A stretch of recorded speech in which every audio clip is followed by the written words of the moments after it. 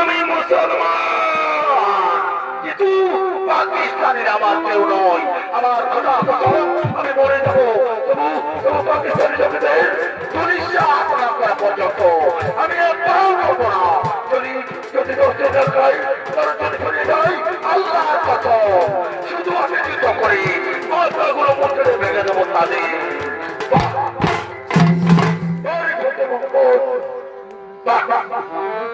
আমি ভারতীয় কমান্ডার, তাহলে চলুন কাশ্মীরে এই কালিকা পেছনে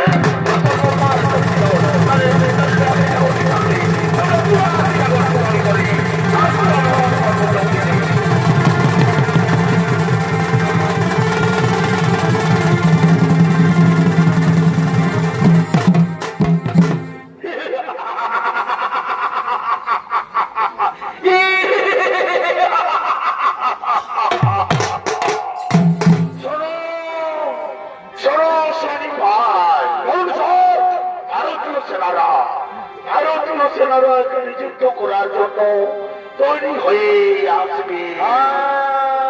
তার আগে